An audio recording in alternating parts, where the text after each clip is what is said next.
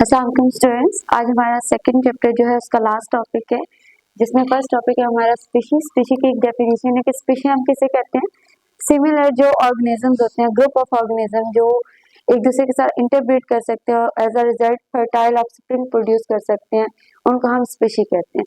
Species to species जो organism है वो एक दूसरे से डिफरेंट होते हैं, क्योंकि उनमें नंबर ऑफ क्रोमोसोम जो होता है स्पेसिफिक होता है।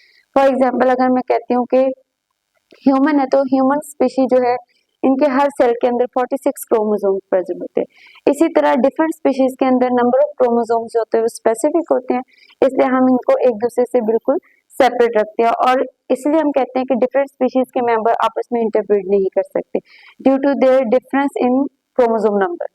नेक्स्ट इसके साथ ही हमारा टॉपिक है बायनोमियल नोमेनक्लेचर। बायनोमियल नोमेनक्लेचर जो है वो फर्स्ट टाइम किसने इंट्रोड्यूस किया था? कैरोलस लिनियस ने इंट्रोड्यूस किया था, जिसमें इसने जितने भी लिविंग ऑर्गेनिज्म है दुनिया में उन सबको एक बायोलॉजिकल नेम जो है वो असाइन किया था। अब वो जो बायोलॉजिकल नेम है उसके टू पार्ट्स हैं, उसको टू नेम्स होते हैं। उसमें फर्स्ट जो है वो जीनस होता है और सेकंड जो है वो स्पीशी नेम होता है। तो जीनस नेम जो है वो उसका फर्स्ट वर्ड हम और हमेशा जो है वो कैपिटल रखते हैं, लेकिन स्पीशी का जो नेम है उसको कैपिटलाइज नहीं किया जाता। अब इसके अकॉर्डिंग जो है हर स्पीशी को एक साइंटिफिक नेम दिया गया। फॉर एग्जांपल ह्यूमन है तो ह्यूमन का साइंटिफिक नेम क्या है? होमो सेपियंस।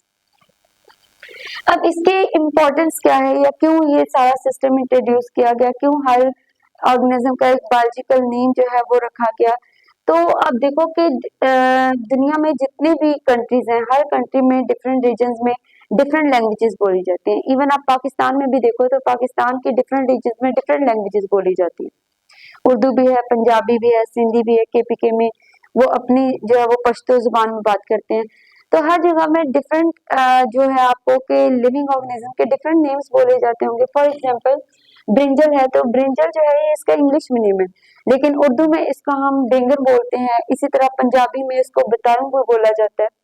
तो अब क्या होगा कि जो पंजाबी नहीं बोलता या जो जिसको उर्दू नहीं आती, में जो इंग्लिश स्पीकर है उसको तो नहीं पता चलेगा जब आप बैंगन बोलोगे या बताऊं बोलोगे कि ये किस चीज की बात हो रही है। तो इसी तरह जब आप डिफरेंट कंट्रीज में जाओगे वहां डिफरेंट लैंग्वेजेस होंगी, तो उनको भी नहीं पता चलेगा कि ब्रिंजल क्या चीज है। अगर उन्हें इंग्लिश भी नहीं आती, वो स्पेनिश या चाइनीज बोलते हैं या कोई और लैंग्वेज है उनकी, तो उन्हें ये कंफ्यूजन क्रिएट करते हैं जो कॉमन नेम्स होते हैं, क्योंकि वो डिफरेंट होते हैं डिफरेंट रीजन में, तो एक कंफ्यूजन सी क्रिएट हो जाती है। तो साइंटिस्ट जब आपस में मिलके काम करते हैं, तो अगर वो डिफरेंट रीजन से बिलोंग करते हैं, वो एक ही लिविंग ऑर्गेनिज्म को स्टडी कर रहे हैं, तो अगर वो एक ही ऑर्गेनिज्म को डिफरेंट नेम से बुलाएंगे तो वो उनके लिए कंफ्यूजन क्रिएट करने वाला उनको प्रॉब्लम होगी उससे, ये इस तरह के डिफरेंट नेम्स यूज करने से। तो इसलिए हमने क्या किया, हर ऑर्गेनिज्म को एक बायोलॉजिकल नेम दे दिया।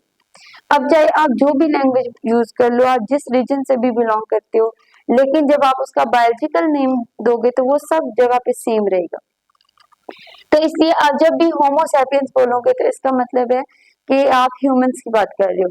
और जब भी आप ब्रिंजल को आप कहोगे कि सोलेनम मैलिगना बोलोगे, तो इसका मतलब है कि सबको वहां पता चल जाएगा कि ये जो है वो ब्रिंजल की बात हो रही है। तो इसलिए इस कंफ्यूजन को दूर करने के लिए ये जो एक सिस्टम इंट्रोड्यूस किया गया था, इसको हम बायनोमियल नोमेनक्लेचर कहते हैं। Bi mean two, nomial mean name, मतलब एक ही ऑर्गेनिज्म को टू नेम असाइन कर देना।